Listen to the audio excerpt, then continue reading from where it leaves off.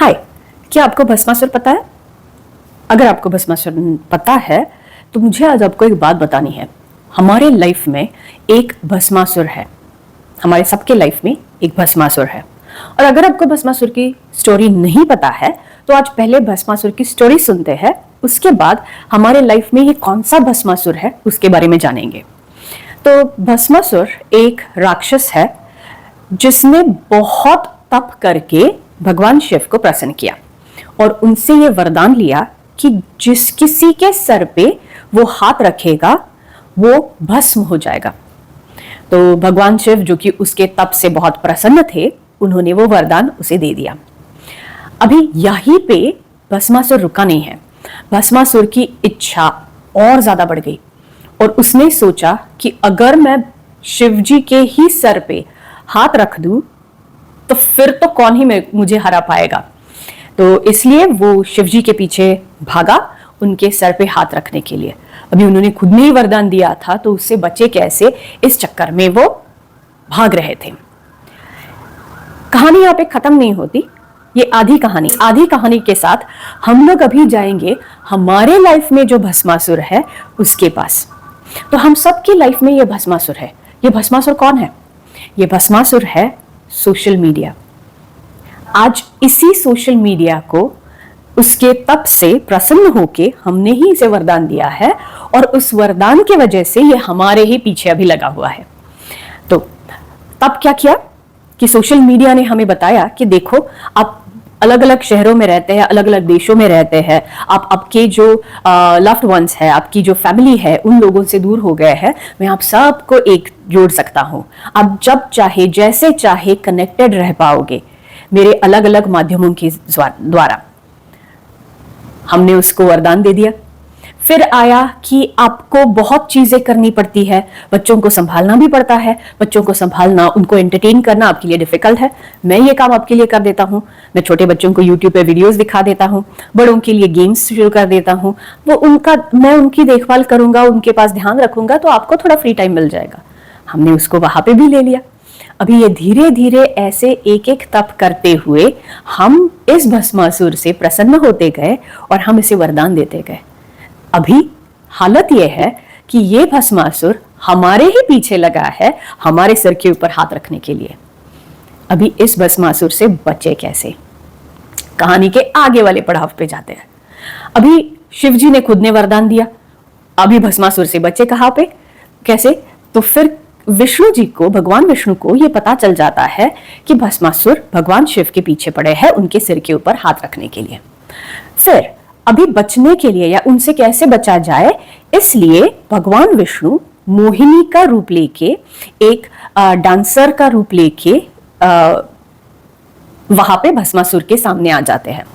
अभी मोहिनी को देख के भस्मासुर उसकी तरफ आकर्षित हो जाता है, उससे शादी करने का उसके दिमाग में ख्याल आता है। फिर जैसे वो मोहिनी से बात करता है तो मोहिनी कहती है कि मैं एक डांसर हूं, अगर तुम मेरे ही डांस स्टेप कॉपी कर पाओ और मेरे जैसा ही डांस कर पाओ तो ही मैं तुमसे शादी करूंगी, वरना मैं नहीं करूंगी। तो भस्मासुर को तो शादी करनी ही थी। उसने कहा ठीक है, तुम डांस सिखाओ, बताओ कैसे करते हो, मैं एक एक स्टेप आपको कॉपी करता जाऊंगा।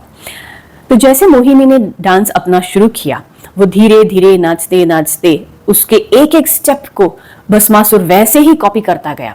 फिर मोहिनी आगे आगे डांस करते करते उसने धीरे से अपने सिर के ऊपर हाथ रखा।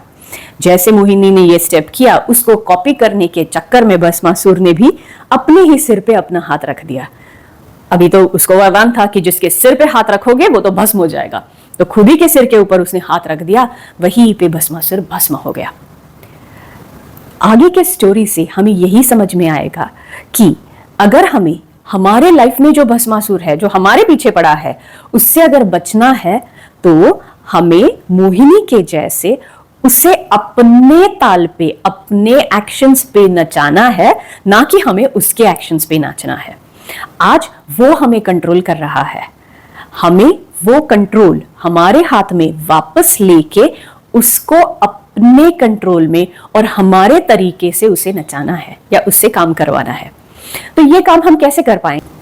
3 चीजें हम देखेंगे जिसके वजह से हम इसको कंट्रोल कर पाएंगे। एक इज सेट बाउंड्रीज, लिमिटेशंस डालो कि टाइम का हो सकता है, जगह का हो सकता है, कि कहाँ पे और कब मैं सोशल मीडिया को आने नहीं दूंगा। तो जैसे खाना खाते वक्त नहीं आने दूंगा, 1 घंटे से ज्यादा नहीं देखूंगा। तो ये बाउंड्रीज आप उसके साथ सेट कर सकते हो। दूसरी चीज है कि मेरा ऑब्जेक्टिव क्या है यूज करने के पीछे, कि मेरा ऑब्जेक्टिव अगर कुछ सीखना है तो क्या जो मैं देख रहा हूं, जो मैं पढ़ रहा हूं, जो मैं सर्च कर रहा हूं, वो उस ऑब्जेक्टिव के ही डायरेक्शन में है या लाइन में है, या ये ऑब्जेक्टिव से बाहर जा रहा है। अगर मुझे बस ना कुछ डिस्ट्रैक्शन चाहिए तो मैं वो कुछ भी रील्स भी देखता जाऊंगा, पर वो जब मैं रील्स देख रहा हूँ वो मेरा शायद ऑब्जेक्टिव है डिस्ट्रैक्शन, कि बहुत ज्यादा स्ट्रेस हो गया है, अभी कुछ थोड़ी देर के लिए ना मुझे डिस्ट्रैक्शन चाहिए, काम के बारे में नहीं सोचना है, या जो चीजें स्ट्रेस देती है उनके बारे में नहीं सोचना है, बस कुछ फनी रील्स देख लूं फिर ठीक हो जाऊंगा। तो अगर मैं डिस्ट्रैक्शन मेरा ऑब्जेक्टिव है और अगर मैं वो देख रहा हूं तो वो ऑब्जेक्टिव के साथ मेरी बाउंड्री भी आना चाहिए, कि ये जो डिस्ट्रैक्शन है जो मुझे चाहिए वो मुझे 5 मिनट के लिए 10 मिनट के लिए चाहिए, बस उससे ज्यादा नहीं। यहाँ पे अगर हम उसे बाउंड्री ना डाले और देखते जाए तो उसमें घंटों चले जाएंगे। तो पहला तो हमें चाहिए कि लिमिट्स या बाउंड्रीज चाहिए। दूसरा हमें चाहिए कि हमारा ऑब्जेक्टिव क्या है वो हमें चेक करना है, और वो ऑब्जेक्टिव की लाइन में ही हम सोशल मीडिया यूज कर रहे हैं या नहीं उसे चेक करना है। थर्ड होता है कि उसके अलावा इफेक्टिव और एक्टिव ऑल्टरनेटिव्स मेरे पास क्या है। तो जैसे अगर मुझे मान लो कि मुझे किसी चीज की इंफॉर्मेशन चाहिए, क्या वो किताब है, फिजिकल किताब बुक्स मेरे पास है कि जहां पे मैं जिसमें मैं पढ़ के वो जो इंफॉर्मेशन चाहिए वो सीख सकता हूँ या उसको निकाल सकता हूँ। तो ऐसे मेरे पास कुछ फिजिकल इंफॉर्मेशन है क्या, मेरे यहाँ पे कोई लाइब्रेरी है क्या जहां पे जाके मैं थोड़ा रिसर्च कर पाऊँ। तो स्क्रीन के सामने बैठ के सिर्फ उसके ऊपर अलग अलग वेबसाइट्स पे अलग अलग मीडियम्स पे घूमना, उससे अच्छा मैं फिजिकली बाहर जाके ये काम कर सकता हूँ क्या, लोगों से बात करके, या फिर जैसे मैं कहा लाइब्रेरी में जाके ये इन्फॉर्मेशन ले सकता हूँ क्या। कई बार होता है कि मुझे सिर्फ कनेक्शन चाहिए, बस अकेलापन हुआ है, मुझे कनेक्शन चाहिए, तो मैं ऑनलाइन किसी से कनेक्ट करने के बजाय क्या मैं ऑफलाइन किसी से कनेक्ट कर सकता हूँ क्या, क्या मेरे फ्रेंड के साथ चाय पीने के लिए जा सकता हूँ, या फिर ऐसे घूमने के लिए चला जाऊँ, या फिर ऐसे जगह पे जाऊं जहां पे मैं वॉलंटियर बन के लोगों के साथ कनेक्ट कर पाऊं अलग अलग इस पे। तो वर्चुअली सिर्फ मैं चीजें करने के बजाय क्या मैं यही एक्चुअल ऑफलाइन कुछ कर पाऊं जिससे मुझे थोड़ा बेटर लगे और रियल लाइफ से मैं जुड़ा रह पाऊं, राइट। सो इन तीन चीजों के ऊपर अगर हम फोकस करें तो कई हद तक हम भस्मासुर को हमारे ही ताल पे नचा सकते हैं, राइट। सो बेसिक 3 चीजें हमने देखी है। मैं चाहूंगी कि आप जो सोशल मीडिया है वो हमारे बहुत काम की चीज है, डबल एज स्वॉर्ड जैसा है, आप उसको कैसे यूज करते हो ये उसके ऊपर डिपेंड करता है। तो उसको अच्छे से यूज करिए, आप उसको यूज करिए, आप उससे यूज मत हो जाइए, right. So all the best, thank you, bye bye.